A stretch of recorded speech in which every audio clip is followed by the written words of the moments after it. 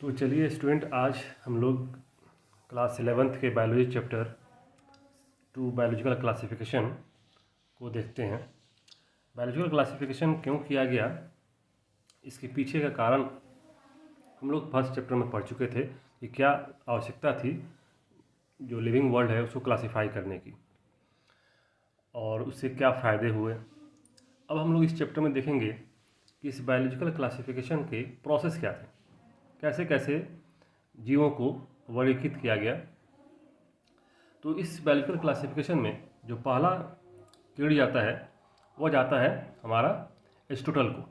Aristotle ने सबसे पहले ऑर्गेनिज्म को क्लासिफाई किया, लेकिन इनका जो क्लासिफिकेशन था वह बहुत ही बेसिक था, जो कि मार्फोलॉजिकल कैरेक्टर पे था, जो कि कहता है कि जो ऑर्गेनिज्म है वो दिखते कैसे हैं, उनका बेसिक फीचर्स क्या है, उसके आधार पर इन्होंने ऑर्गेनिज्म को क्लासीफाई किया।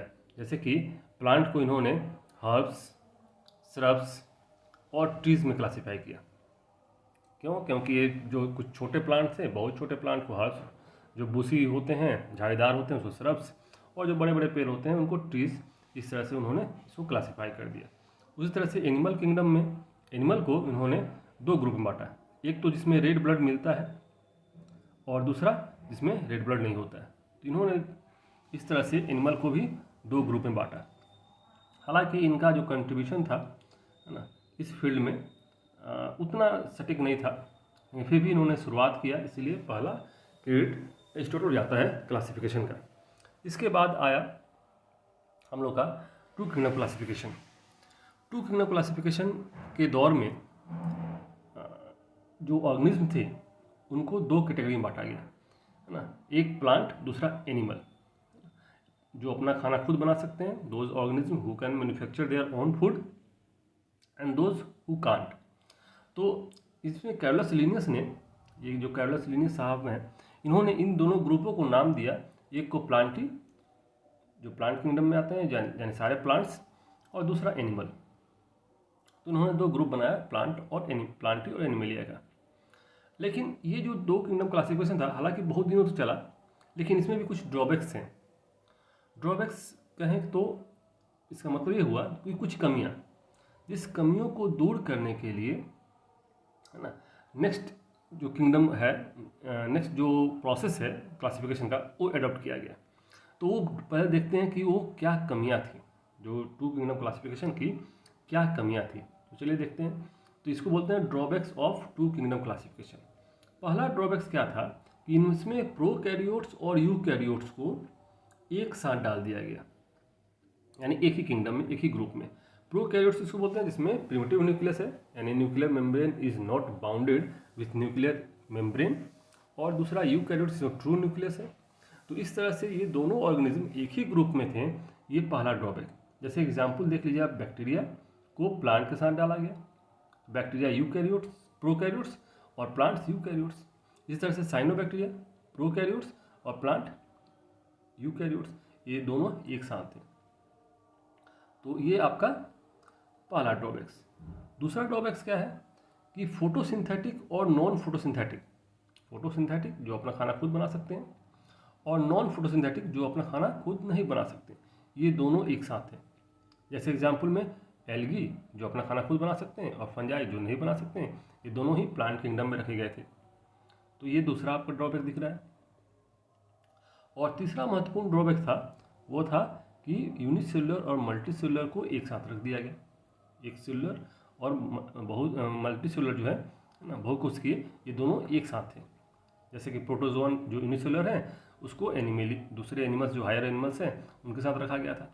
प्लांट में बैक्टीरिया को रखा गया था प्लांट के साथ में, तो यूनिसेलुलर को मल्टीसेलुलर के साथ में रखा गया। ये तीसरा ड्रॉबैक्स था, और ये तीनों ड्रॉबैक्स बहुत ही महत्वपूर्ण ड्रॉबैक्स थे, जिसकी वजह से इस किंगडम को बाद में छोड़ दिया गया, और उसके बाद हम एक नया किंगडम, नया सिस्टम क्लासिफिकेशन का एडॉप्ट किए, और यह किंगडम कहलाया 5 किंगडम क्लासिफिकेशन। ये 5 किंगडम क्लासिफिकेशन जो है वो दिया गया R.H. व्हिटकर के द्वारा इन 1969। 1969 में R.H. व्हिटकर ने ये 5 किंगडम क्लासिफिकेशन को प्रपोज किया। अब इसमें जो 5 किंगडम दिया गया वह कौन कौन सा था? देखिए, पहला था मोनेरा, दूसरा प्रोटिस्टा, तीसरा फंजाई, चौथा प्लांटी और पांचवा एनिमेलिया।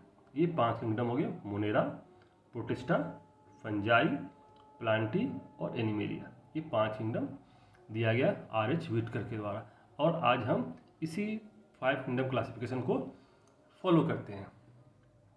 अब इस जो 5 किंगडम क्लासिफिकेशन दिया गया, उसका क्राइटेरिया क्या था, मतलब किस बेसिस पर इन्होंने 5 किंगडम को प्रपोज किया, उसको देखते हैं नेक्स्ट स्लाइड में।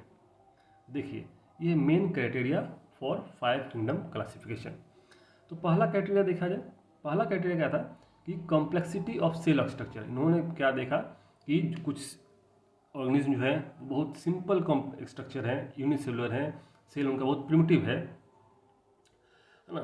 और दूसरा कि कुछ सेल्स जो कॉम्प्लेक्स सेल्स हैं या ऑर्गेनिज्म जो कॉम्प्लेक्स हैं, तो उस आधार पर सेल को इन्होंने देखा कि प्रिमिटिव है या ट्रू सेलुलर स्ट्रक्चर है। इसके आधार पर इन्होंने बांटा।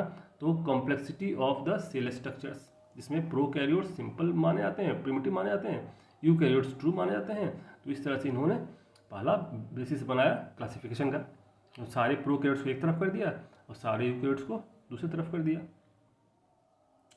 नेक्स्ट दूसरा था बॉडी ऑर्गेनाइजेशन, यानी कि उनका शरीर जो है वो कैसे बना हुआ है, क्या ये यूनिसेलुलर है या मल्टीसेलुलर है ना। ऑर्गेनाइजेशन के आधार पर इन्होंने क्लासिफाई किया। सबसे पहले यूनिसेलुलर को अलग कर दिया और मल्टीसेलुलर को अलग कर दिया। अब मल्टीसेलुलर में भी देखा इन्होंने कि मल्टीसेलुलर जो अगर हैं तो क्या इनका जो बॉडी ऑर्गेनाइजेशन है वो टिश्यू लेवल का है, ये टिश्यू लेवल का है या ऑर्गन लेवल का है या ऑर्गन सिस्टम लेवल का है।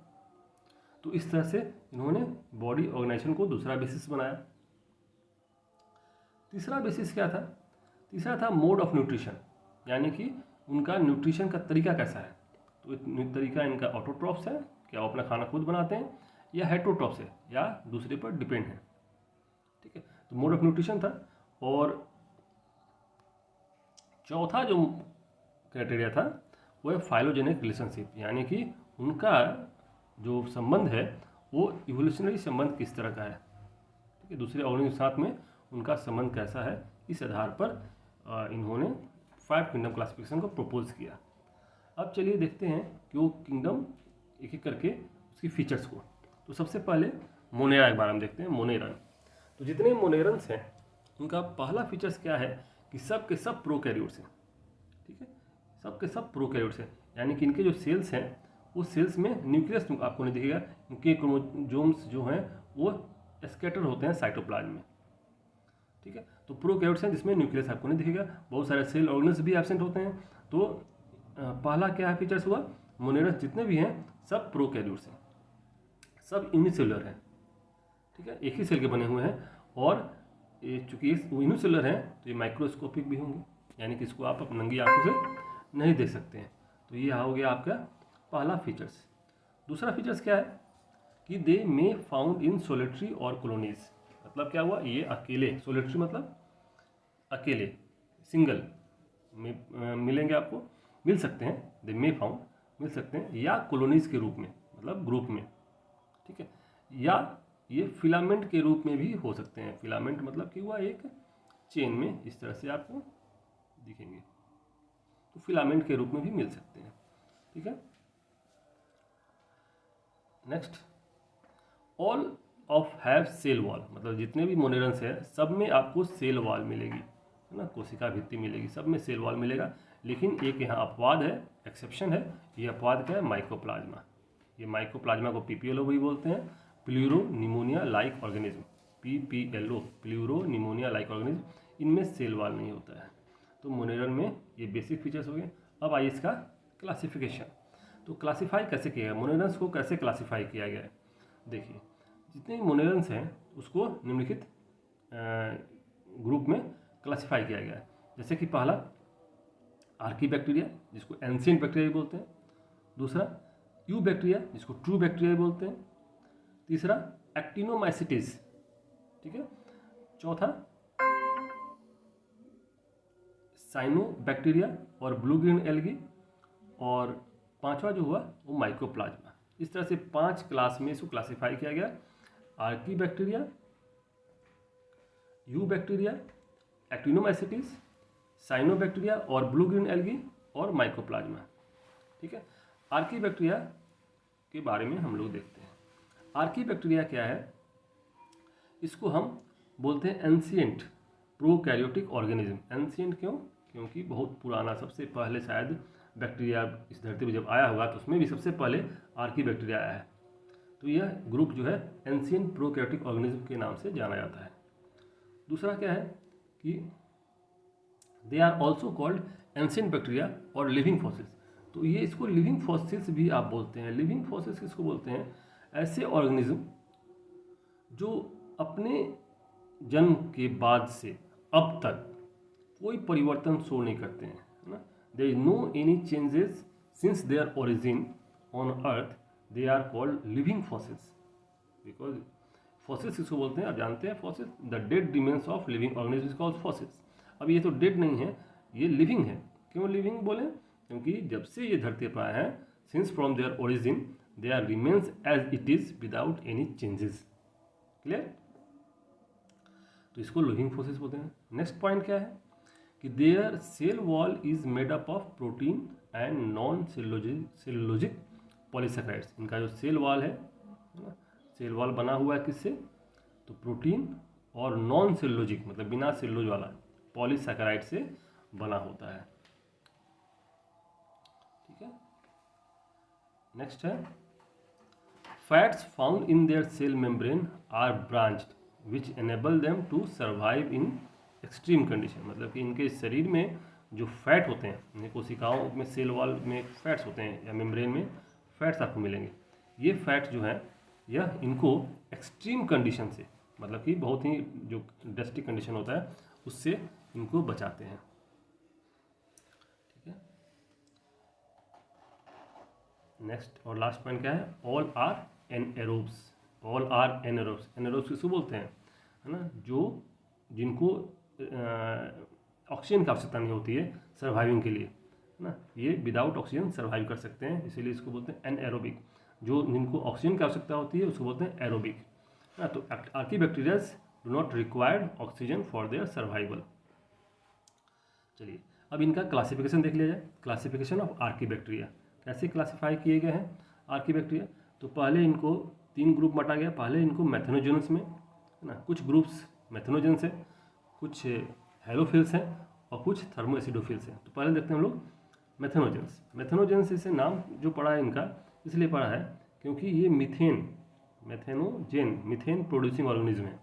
They are found in marshy area. Marshy मतलब दलदली क्षेत्र में मिलते हैं। ठीक है, some are found in gut of ruminants. जो कुछ ऑर्गेनिज्म रूमिनेंट्स ऑर्गेनिज्म जो होते हैं उनके गट में मिलते हैं और वो क्या करते हैं? वो डाइजेशन में हेल्प करते हैं। ठीक है, उनके डाइजेशन में हेल्प करते हैं, जिसमें डाइजेशन के लिए में क्या है, सेलुलोज है, सेलुलोज का डाइजेशन नहीं कर पाते हैं ऑर्गेनिज्म, उनके लिए कोई खास एंजाइम नहीं होता है, इसलिए ये जो बैक्टीरिया है सेलुलोज को डाइजेस्ट कर देते हैं, है ना। तो इसलिए वो हेल्प करते हैं और ड्यूरिंग दिस प्रोसेस, इस प्रोसेस में वो मीथेन गैस, कार्बन डाइऑक्साइड्स और फ्यूमेरिक एसिड्स को प्रोड्यूस करते हैं। तो इसलिए इस ग्रुप को हम क्या बोलते हैं? मैथेनोजेंस। दूसरा ग्रुप हमारा है हेलोफिल्स। हेलो क्या हुआ? यहाँ सॉल्टी कंडीशन हुआ। ठीक है, इस हेलोफिल्स फिल्म मीन्स टू अट्रैक्ट। तो जो Archie bacteria highly salty condition में सर्वाइव करते हैं इसको बोलते हैं हेलोफिल्स।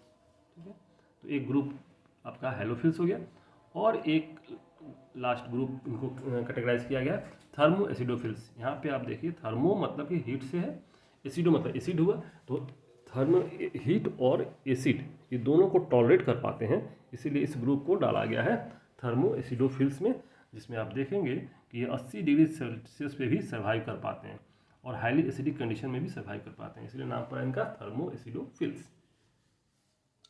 तो ये रहा क्लासिफिकेशन किसका? आर्की बैक्टीरिया का। इसके बाद हम लोग देखते हैं यू बैक्टीरिया, है ना। यू बैक्टीरिया में बहुत सारे इसमें क्लासिफिकेशन है। तो पहले देखते हैं यू बैक्टीरिया में है क्या, किसको बोलते हैं। तो पहला है कि they are true bacteria. True मतलब ये सही में बैक्टीरिया माने जाते हैं। Next, it was first discovered by Leeuwenhoek के द्वारा इसको डिस्कवर किया गया in 1676। Next, cell wall is made up of peptidoglycan और म्यूरिन। इनका जो कोशिका भित्ति होती है, सेल वॉल जो होता है वो पेप्टाइडोग्लाइकन का बना होता है या म्यूरिन या दोनों से। Next, they are found in all environment, जिसको ओमनी प्रेजेंट बोलते हैं, यानी बैक्टीरिया हर जगह आपको मिलेगा, है ना, पानी में, हवा में, है ना, मिट्टी में, हर जगह आपको मिल सकता है। ओमनी प्रेजेंट होते हैं यानी ऑल इन्वायरमेंट में मिलेंगे। अब बैक्टीरिया का क्लासिफिकेशन आइए, तो बैक्टीरिया को क्लासीफाई किया गया है on the basis, different basis पे किया गया है। जैसा कि पहले मैंने बोला कि पहला है on the basis of shape, है ना, शेप के आधार पर इनको क्लासीफाई किया। पहले कोकस, अब कोकस मतलब स्फेरिकल बैक्टीरिया को बोलते हैं हम कोकस, जो बैक्टीरिया स्फेरिकल होते हैं, है ना, उनको बोलते हैं कोकस, स्फेरिकल बैक्टीरिया। अब ये जो स्फेरिकल बैक्टीरिया होते हैं वह सिंगल हो सकते हैं, मोनोकोकस मतलब सिंगल हो सकते हैं, डिप्लोकोकस यानी दो एक साथ होंगे,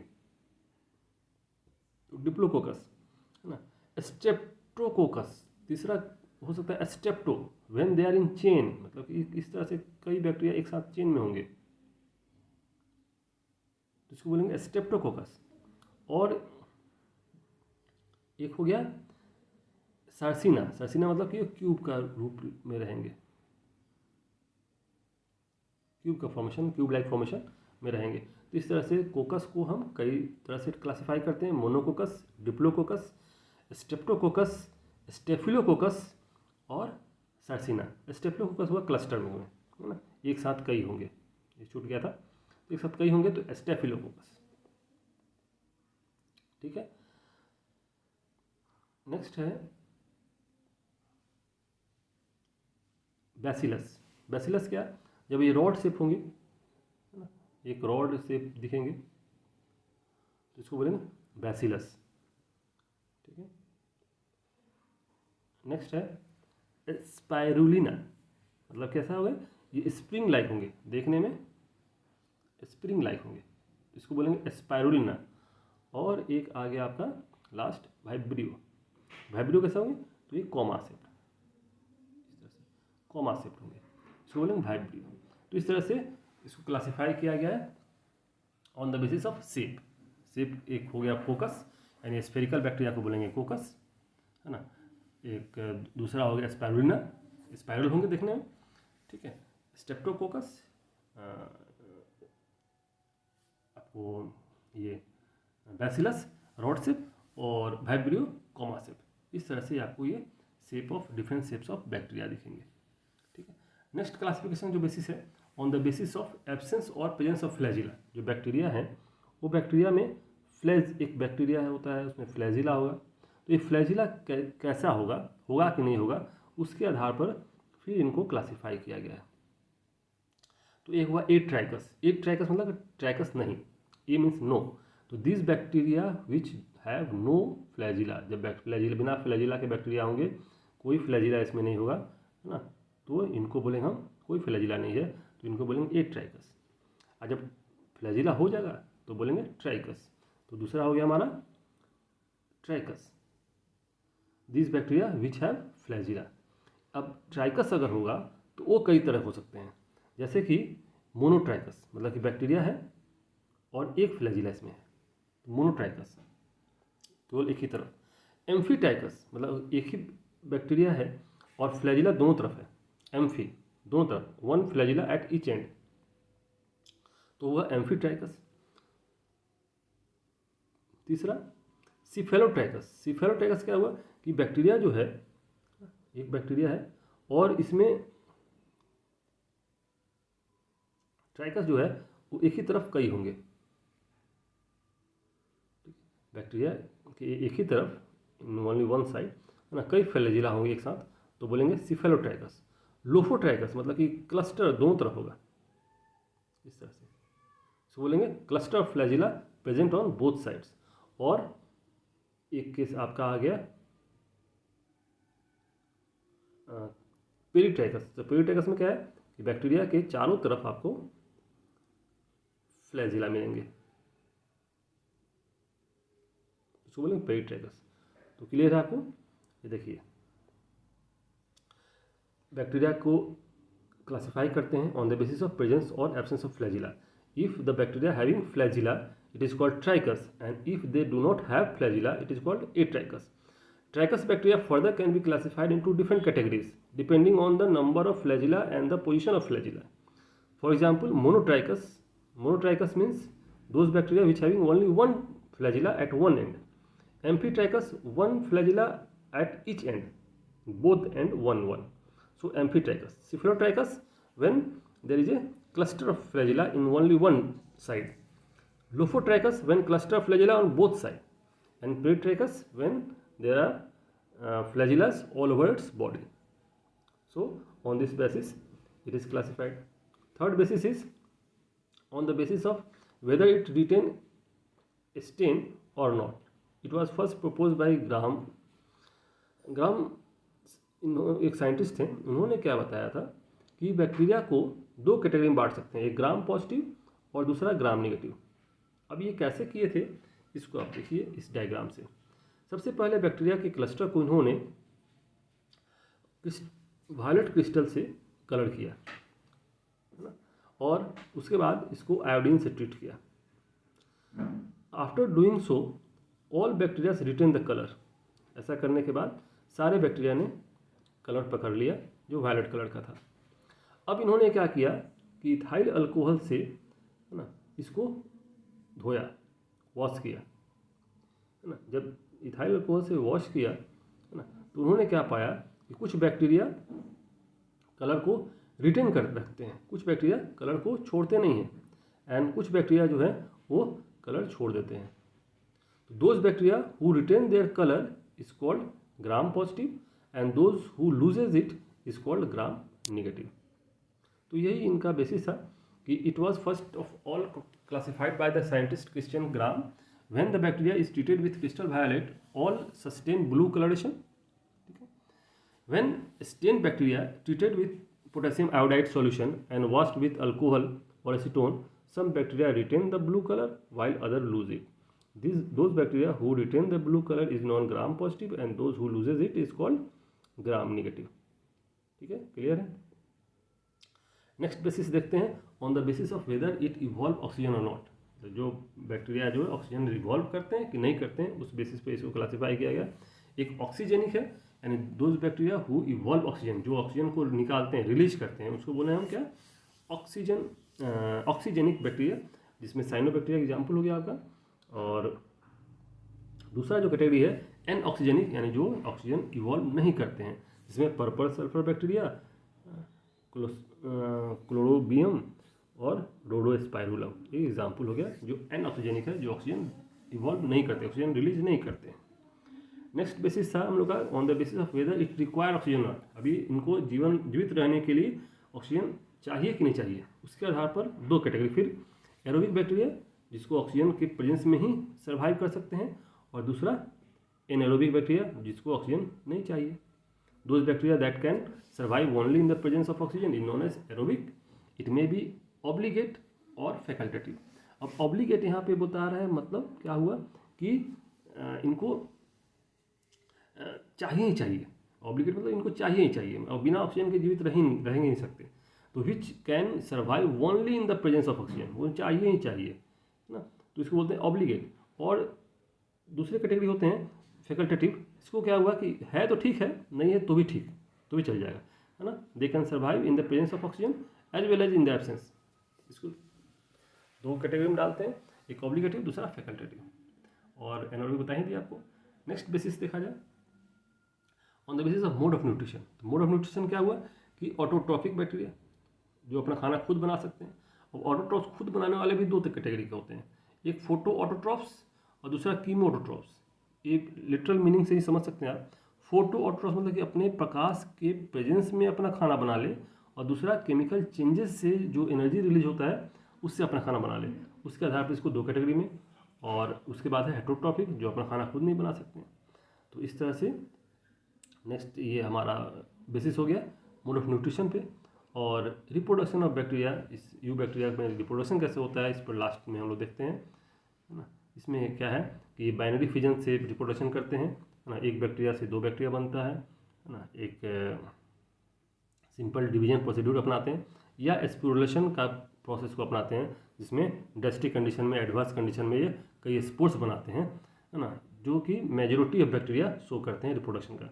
कुछ बैक्टीरिया में ऐसा देखा गया कि सेक्सुअल रिप्रोडक्शन को भी हल्का फुल्का फॉलो करते हैं, जिसमें कि ट्रांसफॉर्मेशन, ट्रांसडक्शन और कंजुगेशन है। इसके बारे में डिटेल आपको जानना नहीं है, तो आज के इस वीडियो में हम यहीं तक रखते हैं, यू बैक्टीरिया के क्लासिफिकेशन तक। और नेक्स्ट वीडियो में फिर मैं इसके आगे का एक्सप्लेनेशन करूँगा। कोशिश करूँगा कि 2 या 3 वीडियो में पूरे चैप्टर को कवर कर लूँ। तब तक के लिए धन्यवाद।